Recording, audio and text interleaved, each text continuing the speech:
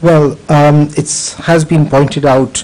that the G20 was born while the world was facing a very deep financial instability and problem with huge doldrums in the economic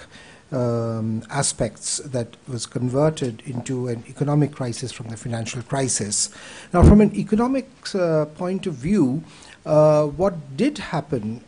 is that while that was the central focus, there was a kind of creeping incrementalism in terms of the agenda of the G20. So, in a way, before the financial instability problem and the economic growth problem and the recession problem of the globe was taken care of with singular attention, a lot of other competing agenda items on the G20 crept in, and every time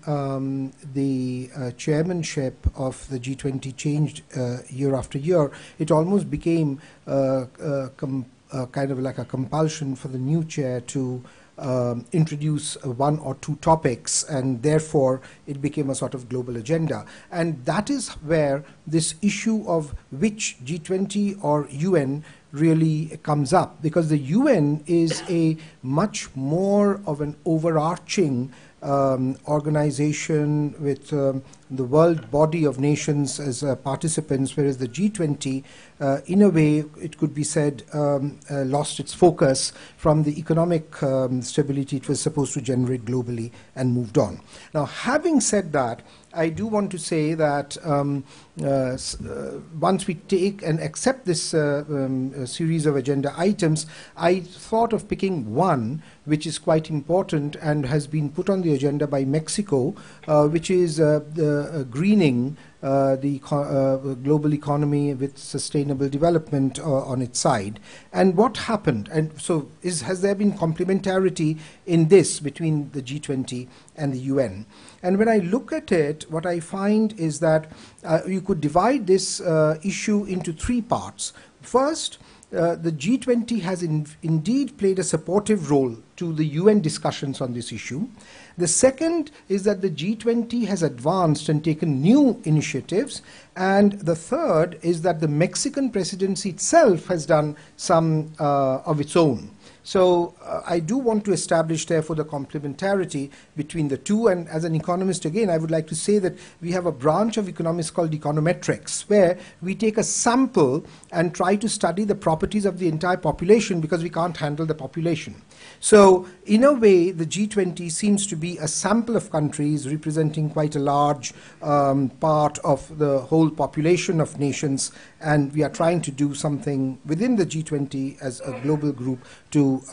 achieve the same kinds of things that we would want to achieve with the whole population of nations as a whole. Now, in this supportive G20 role, that's the first role. When one looks at the rationalization of fossil fuel subsidies, or FFS in UN lingo, or, for example, the United Nations Framework Convention on Climate Change, which is UNFCCC, one sees that the G20 has brought it up from the back burner and together with UN has been working very, very intensively with the UN's ad hoc working group on long-term cooperative action on this issue. So the generation of finance for climate change, and this is something that affects every country. Everyone is sort of tremendously preoccupied and worried about it. We have global demonstrations on this matter, and so I see a tremendous complementarity for the UN to bring up this issue, but working in a very deliberate manner on it, but not being able to generate the necessary finance because the generation of finance in the UN is much more complicated, whereas the G20 has been able to work in that direction and put up some rules, put up some financing possibilities, and so on. In that sense, and there are several other issues of that nature in the G20's agenda where one can demonstrate that the two have been very complementary. The second issue is what new initiatives in this agenda, within this agenda, because I've picked only one, has the G20 been able to do. First, among its new initiative is the Global Marine Environment Protection. which is the GMEP. Now, again, here if one looks at the UN, because of its overarching nature, to pick up something as deep and as detailed is not always as easy as it has been in a way within the G20. But I must say, as an official delegate from our government to the G20 Finance Ministers conferences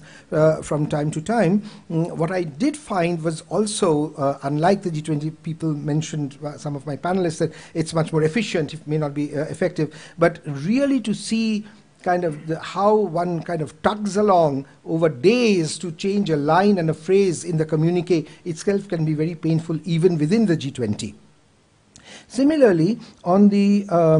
price volatility initiative, which is on crude oil and natural gas, as well as data reporting and promoting of greater transparency of data, the G20 has been able to independently take this new initiative and sort of move forward as opposed to the ability and success of UN, which has concerned some of the UN subcommittees and so on and so forth. So when one looks at global instability and volatility in commodity markets and prices thereof, and when one sees that in order to monitor it, we need data, and the UN has simply not been able to do so because of the largeness of the organization, whereas the G20 has been able to do, and as a part and a sample of UN has been able to take this forward. And now the third point is the Mexican presidency, and the Mexican presidency, as I said, did bring in energy and environment agenda on the whole, the green economy and sustainable development, as well as infrastructure, but I'm keeping infrastructure out because I'm focusing only on the first one. And if you really look at the United Nations Environmental Programme, that defines the green economy as one that results in improved human well-being and social equity. Now, that again is conceptually a great thing to do, but you have to put substance in the statement, and within the G20 agenda,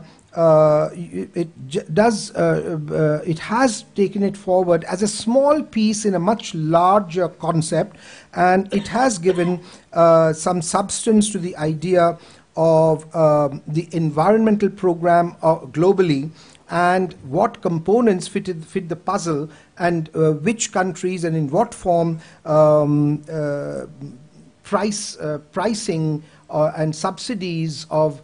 fossil fuels and so on and so forth are taking place, and a whole system of structural reform that countries are taking is coming under a self-assessment program. So these are frameworks that the G20 has been designing, and it has been a tremendous success on a relative basis. Now, if someone says, well, what are the criteria of success? I would say that because you have data now, countries are self-assessing. They cannot go to G20 without giving a report. There are quarterly reports that are taking place within the G20, and which, in the question of in the context of UN, has not been so very successful. Similarly, if you go further down, and this is the last point on this, and then I'll conclude, is that there is also there are several subsidiary bodies for scientific and technical advice on environment, which were under the UN, but they functioned at the margin. And the G20, together with the UN, has been able to brought these together, and under the Mexican presidency, because they took up this particular one as an agenda item for themselves, has pushed it forward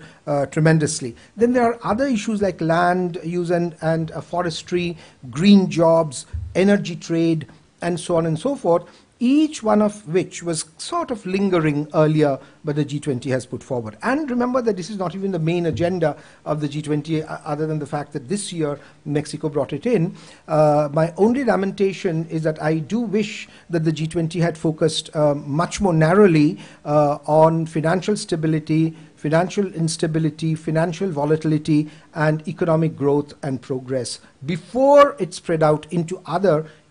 very, very important concerns for the global citizen. Thank you very much.